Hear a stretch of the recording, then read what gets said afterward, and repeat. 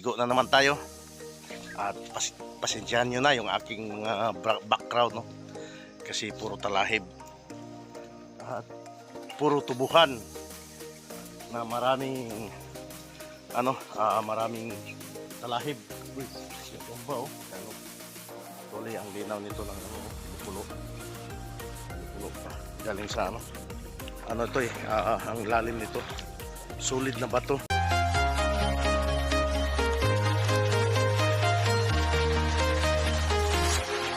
Walking alone, the streets are empty. The only thing I can see is my own silhouette. I'm getting stronger, step by step. I get sticking, but there's no time for regrets. I've been flying from town to town. Yo, panibagong araw at panibagong vlog na naman tayo. So may mga kasama akong chikiting mga kalakas. For today's video, maligo na naman tayo at pasensyahan nyo na yung aking mga background, no? Kasi puro talahib at puro tubuhan na maraming talahib. Uy, gagamba, oh. Ito na, maliit. Gagamba talaga ngayon kasi sa amin sa Escalante maraming derby sa gagamba. O ito bro, gagamba bro, titingnan natin. Yate ano bro, baka malaki to, dalhin ko to sa Escalante pag malaki. Maliit lang mga klakas. Ito lang mga klakas, oh, kaliit, oh. Ayan, oh. Ayan siya, maliit yung gagamba. Pagapangin natin.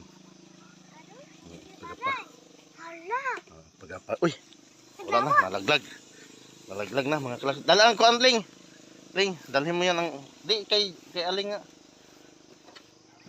Asling, dalhin mo to. Sige bro. Yan, sige. Oo, mali ang ngita ta.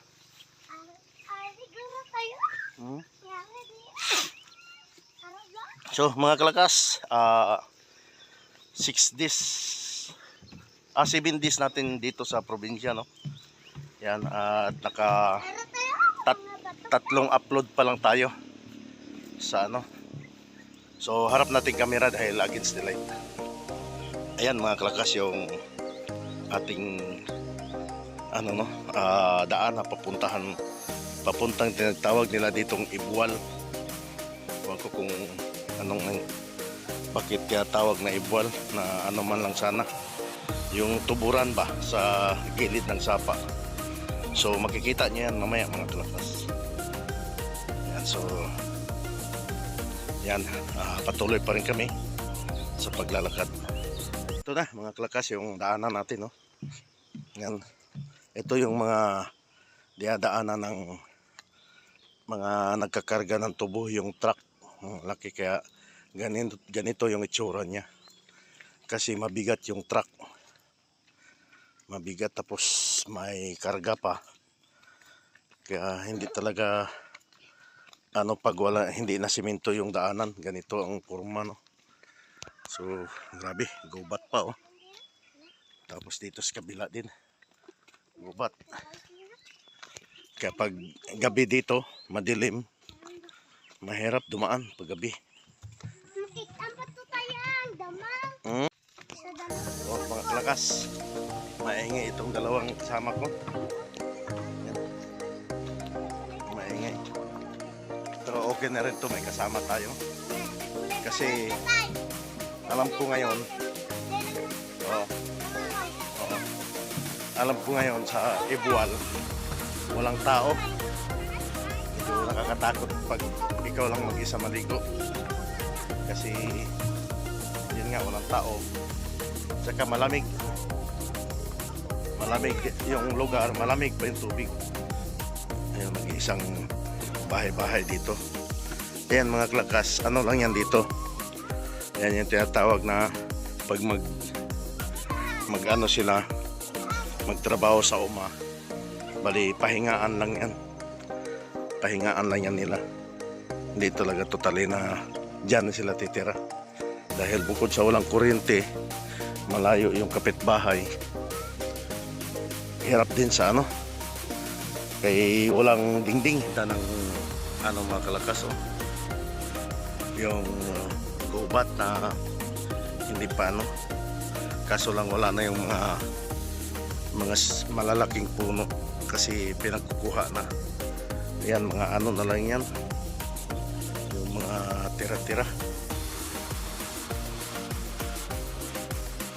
Yan, malapit na tayo mga kalakas. Ayan na yun oh, yung lugar na yan.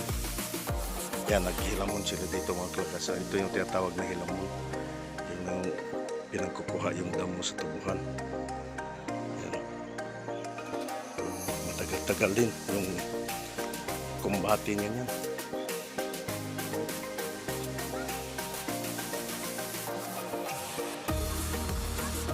Nabaw na. Yan, ito yung sinasabi ko sa inyo mga kalakas. Ayan yung, dati wala itong simento, kawayan lang tinusok. Kawayan lang tinusok. Kasi siniminto ito para mag-supply sana ng tubig doon sa taas. Hindi kinaya nung makina. Yun yung lagyan na ng makina mga. So ito. Ha? Sigay. Dami daw tilapia. Ito. Kaya sinira na lang nila dahil nandito na yung ano mga kalakas. Ayan o. Ayan o yung kumukulo. Tapos yung ano nga mga kalakas o. Ayan o. Yan na tumatagas. Ito grabe ito dati mga kalakas. Tapos dito, tingnan natin dito sa kabila dahil dito mayroon to dito din eh. Ang sabon ha, ang sabon dito. Tingnan natin dito sa kabila. Mayroon dito mga kalakas na ano, na-vlog ko rin to dati. Itong area na to. Ayun mga kalakas oh. Medyo pag ikaw nga mag-isa dito mga kalakas, nakakatakot. Baka may wala namang buaya dito dahil ano to eh. Ano lang, ahas. Yan lang ang ano. Yan ito mga kalakas oh. Yan. Medyo hindi na nalinisan dahil siguro malinisan ito pag summer na. Na wala na talagang makukunan. Si kaso lang to mga kalakas, pag summer na wala na talaga silang makukunang tubig doon sa taas. Kaya ito hindi pa gano. Tuloy ang linaw nito ng ano, kumukulo. Kumukulo pa. Galing sa ano. Ano to eh, ang lalim nito. Solid na bato. Tapos may butas siya. Kaya ganun yung ano niya. So yun na mga kalakas, na-share ko lang sa inyo yung paliguan dito nila ni Mrs. at igiban ng tubig na iniinom. Kasi dito talaga sila nagkukuha ng source ng tubig para pang inom. Yun, umpisa na natin maligo dahil tanghali na sa tuburan. Makaligo na rin kami. So yun. At pauwi na kami mga kalakas dahil tapos na tayo maligo. Yan pa lang oh, yung inaahon ko, hihingal na ako. Grabe na talaga. Kailangan na talaga to ehersisyo. So mga kalakas, ano na kami, yan, para may thumbnail tayo. Pauwi na kami dahil udto na. At yun nga, baka makauwi tayo ngayon ng Escalante. So salamat sa mahiwagang tubig. Yan na mga kalakas, so uwi na kami. Yan, at matinding ahonan to kasi paahon kila Mrs. eh. So yun mga kalakas, abang-abang na lang sa mga susunod na video natin.